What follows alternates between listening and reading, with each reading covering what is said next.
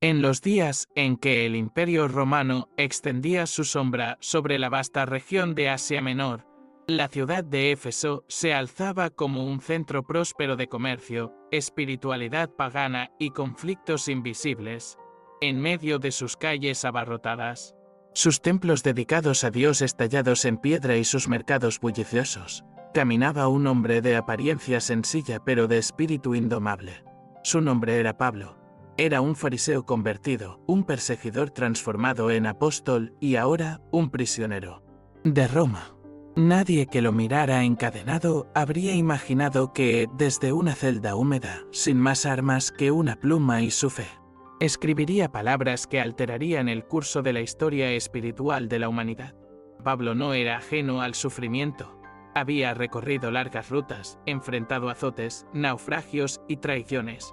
Pero ahora, privado de libertad, lo embargaba una urgencia distinta: fortalecer a aquellos que había dejado atrás. Pensaba especialmente en los hermanos de Éfeso, una ciudad donde el paganismo era más que religión, era cultura, economía y poder.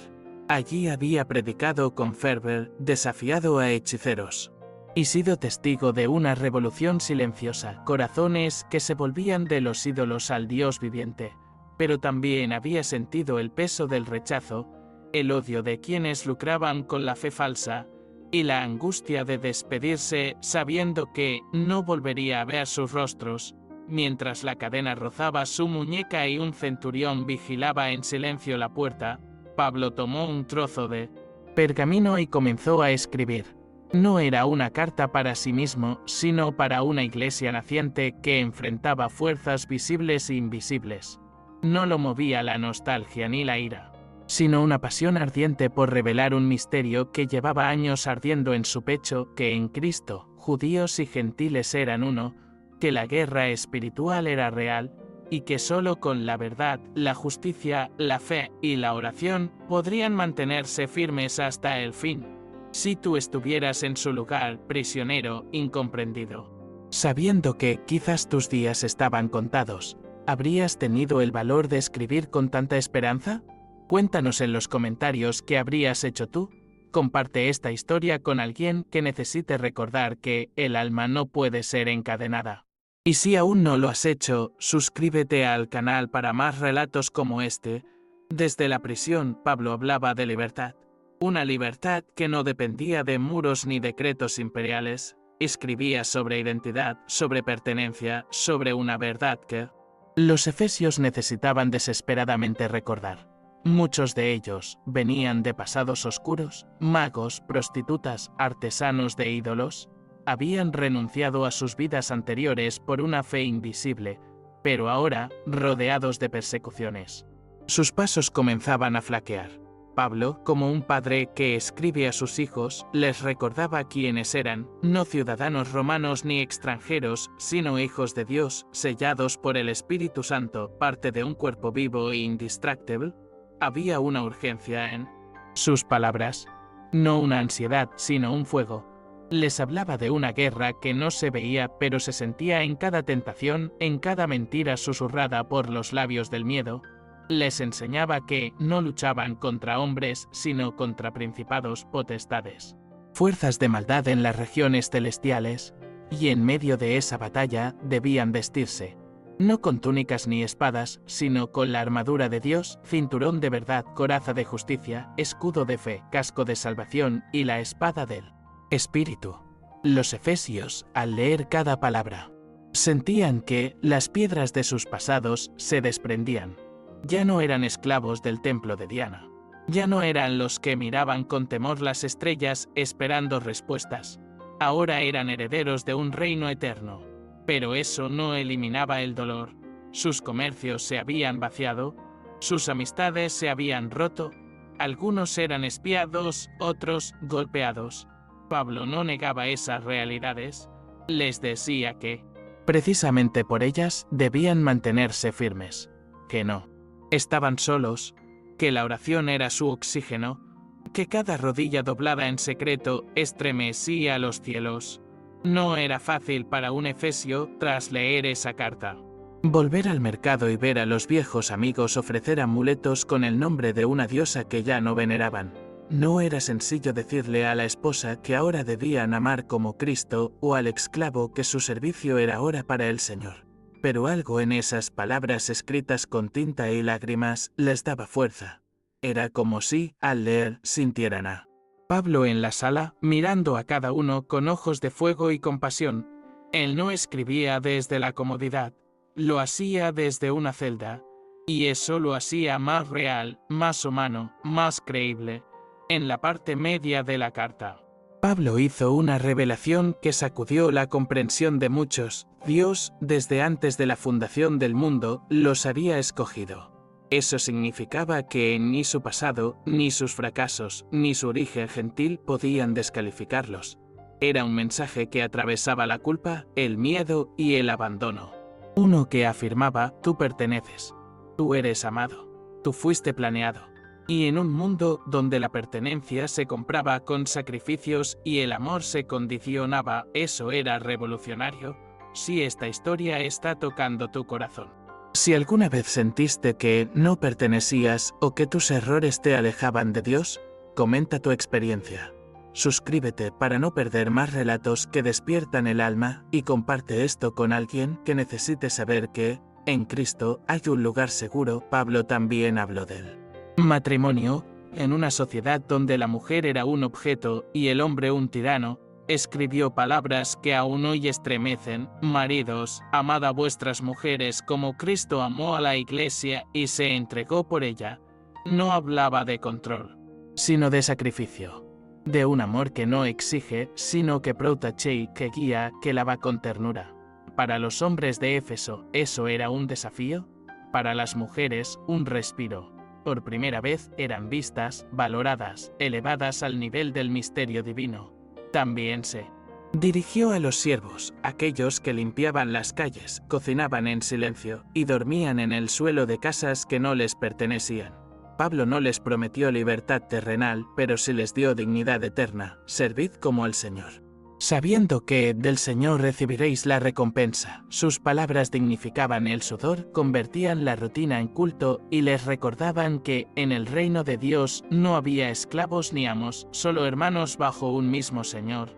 La carta no fue un tratado teológico frío, fue una confesión, una exhortación, un abrazo desde lejos.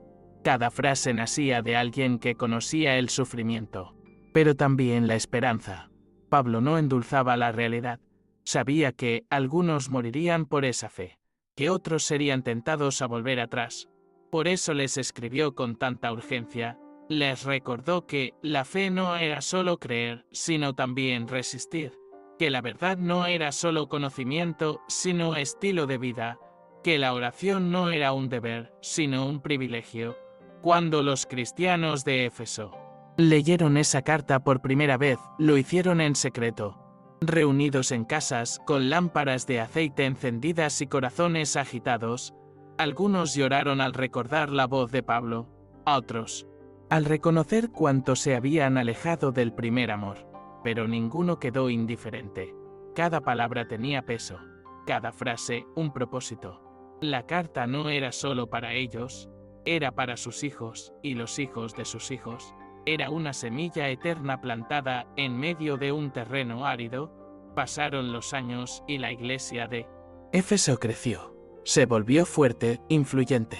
Pero también, como advirtió Jesús años después en Apocalipsis, comenzó a perder su fuego. Hacía lo correcto, defendía la sana doctrina. Pero su amor se había enfriado. Pablo ya no estaba. Sus cartas seguían allí, pero la pasión del principio se había diluido en la rutina. Y entonces una nueva advertencia llegó: has perdido tu primer amor. Arrepiéntete y vuelve a las primeras obras. El llamado de Pablo desde la prisión no fue solo para los efesios. Es para ti, para mí, para cualquiera que alguna vez haya creído y se haya apagado. Sus palabras, escritas hace siglos, siguen vivas. Siguen hablando al corazón cansado, al alma confundida, al creyente que necesita recordar por qué empezó. Y siguen recordándonos que, aunque estemos en una celda o en medio de la oscuridad, aún podemos vestirnos de luz, aún podemos orar, aún podemos amar. Y tal vez eso sea lo más impactante de esta historia. no su contexto histórico ni su valor literario, sino su relevancia emocional, porque todos, en algún momento, hemos estado como Pablo, atados por circunstancias, rodeados de dudas, pero con una chispa dentro que se niega a apagarse. Todos hemos necesitado que alguien nos recuerde quiénes somos en Cristo, y todos hemos sido llamados a escribir cartas vivas con nuestra vida. Si hoy estás leyendo esto y sientes que te alejaste, vuelve. Si estás firme, permanece. Y si estás débil, no te rindas. Porque la historia de Pablo no terminó en la prisión. Terminó en la eternidad, en los corazones de quienes leyeron sus palabras y se atrevieron a creer. Palabras que, aún hoy, siguen transformando vidas. Los líderes de la iglesia de Éfeso no olvidaron jamás aquel último encuentro con Pablo en Mileto. Habían viajado kilómetros solo para escuchar sus palabras una vez más, conscientes de que probablemente sería la última vez que lo verían con vida. Cuando lo vieron acercarse, flaco, cansado, pero con los ojos brillando como brasas, sus corazones se estremecieron. Pablo no necesitó gritar para ser escuchado. Habló de su entrega, de sus lágrimas, de cómo había enseñado noche y día sin cesar. Pero también les advirtió, lobos vendrían, no de afuera solamente, sino desde dentro, hombres que usarían la fe para manipular, para dividir. Y por eso les rogó que vigilaran, que cuidaran del rebaño como él lo había hecho.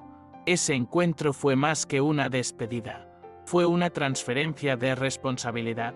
Pablo no solo les dejaba un legado, les dejaba una carga sagrada. Y al verlos llorar, abrazarlo y acompañarlo hasta el barco, comprendió cuánto había sembrado, no en estructuras ni en templos, sino en corazones. Mientras el barco se alejaba, el apóstol permanecía en cubierta, con la mirada clavada en la costa. No lloraba por miedo, sino por amor, porque amar tanto a una comunidad y dejarla atrás era, quizás, el precio más alto que su llamado exigía. Una vez en Jerusalén, las advertencias del Espíritu se cumplieron. Fue arrestado, injustamente, golpeado por su propio pueblo y casi linchado. Solo la intervención de los soldados romanos lo salvó de la muerte. Pero incluso entonces, Pablo no maldijo ni se lamentó. Encaró a sus acusadores con la misma valentía con la que había enfrentado a los demonios en Éfeso. Sabía que su destino final no era una plaza ni un tribunal, era Roma, y allá fue no como ciudadano ilustre, sino como prisionero encadenado, pero con el alma libre. Durante su arresto domiciliario en Roma, Pablo recibió a muchos. Su casa se convirtió en refugio, escuela, iglesia. Entre visitas y vigilias, escribía como quien respira.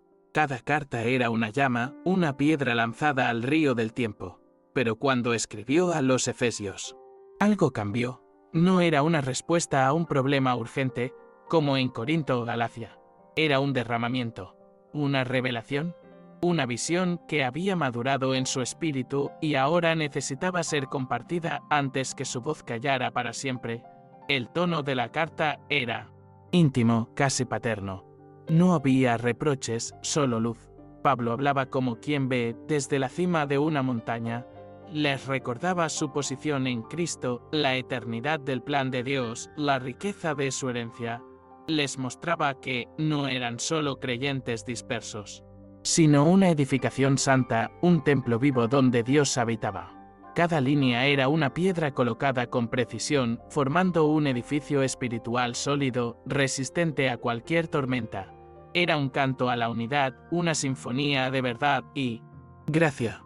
Muchos de los que leyeron esa carta por primera vez lo hicieron con manos temblorosas. Algunos escondidos en cuevas, otros en rincones oscuros de casas humildes. Pero al avanzar en el texto, sentían que sus temores se desvanecían. Pablo no escribía desde una torre de marfil, escribía desde el dolor, desde la cárcel, desde la entrega absoluta. Eso hacía que sus palabras pesaran más. No eran teoría, eran carne, eran espíritu, eran verdad vivida. Uno de los momentos más profundos de la carta fue cuando Pablo habló del misterio oculto por siglos, que los gentiles eran coherederos, Aquellos que habían sido marginados, despreciados, ahora eran parte plena de la familia de Dios. Esa revelación no solo unía culturas, sanaba heridas, derribaba muros. Era una declaración que cambiaba el mapa espiritual del mundo conocido. Ya no había dos pueblos, había uno solo, nacido de la cruz, sellado por el Espíritu y destinado a reflejar la gloria de Dios. Pero Pablo no se detenía ahí. Sabía que el conocimiento sin práctica era estéril. Por eso dedicó buena parte de la carta a la vida cotidiana. Habló de cómo debía comportarse el creyente en el hogar, en el trabajo, en la comunidad, no con moralismos vacíos, sino con principios que brotaban de una identidad redimida. No roben más, decía, sino trabajen con sus manos, no se embriagen, sino sean llenos del Espíritu, perdónense, como Dios los perdonó. Cada consejo era una puerta hacia una vida más plena, más humana, más santa. La sección sobre la armadura de Dios fue, para muchos, una revelación clave. Pablo no llamaba a una guerra política ni a una revolución social. Llamaba a una resistencia espiritual, a una vida vigilante. Anclada en la verdad y alimentada por la oración, cada pieza de esa armadura tenía un propósito: proteger, sostener, equipar.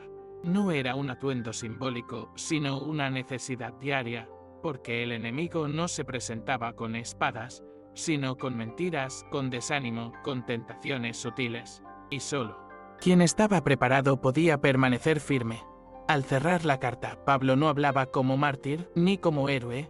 Pedía oraciones, pero no para escapar, sino para hablar con valentía, para no callar, para seguir cumpliendo su propósito.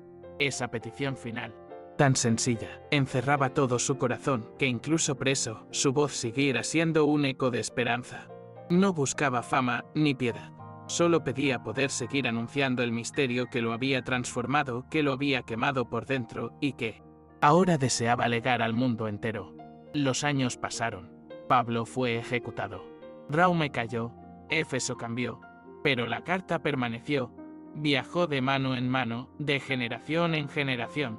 Cruzó océanos, sobrevivió persecuciones, inspiró avivamientos. Hoy se sigue leyendo. No como un documento antiguo, sino como una llama viva, porque cada palabra sigue teniendo poder, porque el espíritu que la inspiró sigue soplando, y porque todos, en algún momento, necesitamos recordar quiénes somos, para qué fuimos llamados, y quién nos sostiene en medio de la guerra invisible. ¿Y tú qué carta estás escribiendo con tu vida?